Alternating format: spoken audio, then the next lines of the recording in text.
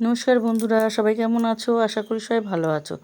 আজকে তোমাদের সাথে শেয়ার করব পালং দিয়ে পনির, যেটাকে বলে পালং পনির।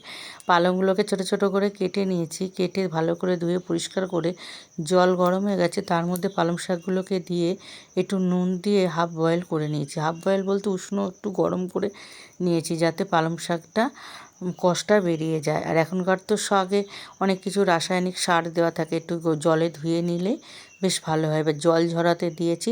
এবার আমি একটু কিছু মশলা করে নেবো। মশলা টমেটো, কাঁচা লঙ্কা, একটু আদা মিক্সির জারে আমি পেস্ট করে নেবো। পেস্ট করে নেওয়ার পর এবার ওর মধ্যে দিয়ে দিয়েছি কটা কাজু বাদাম। কাজু বাদাম দিয়ে এবার ভালো করে পেস্ট করে নেব।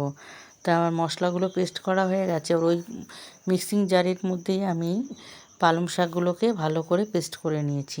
পেস্ট করে নিয়ে পনিরগুলোকে কেটে নেব ছোট ছোট করে, সুন্দর মাঝারি সাইজ করে কেটে নিয়েছি। তেল গরম হয়ে গেছে, তার মধ্যে পনিরগুলো দিয়ে ভালো করে লাল লাল করে উল্টে পাল্টে আমি পনিরগুলোকে তুলে ভেজে নেব।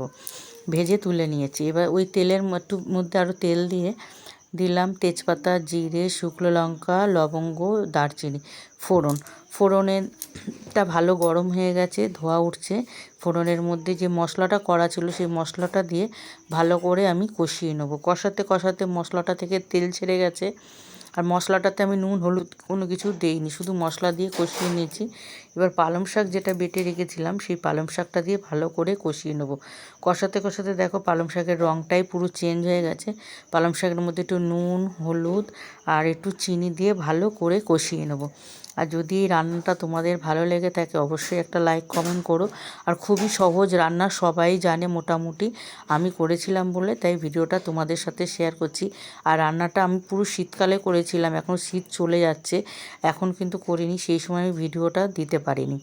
এবার আমি পালং শাকের মধ্যে পনিরগুলোকে দিয়ে ভালো করে একটু পনির দিয়ে পালং শাকটা ভালো করে কষিয়ে নেব। ভেবেছিলাম একটু শুকনো শুকনোই রাখবো, তারপরে দেখলাম এরকম শুকনো রাখলে একটু হবে না, একটু আমি থকথকে করতে চেয়েছি, যাতে একটু রুটি বা ভাত দিয়ে কিছু দিয়ে খাওয়া যায়।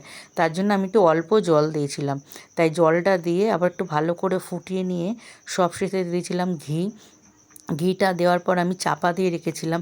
আর ঘিটা দিলে অবশ্যই ভালো লাগে। আর আমার কাছে এলাচ গুঁড়ো ছিল, আমি এলাচ গুঁড়ো দিয়েছিলাম, সেটা তোমাদের দেখাতে ভুলে গেছি। যদি ভালো লাগে অবশ্যই একটা লাইক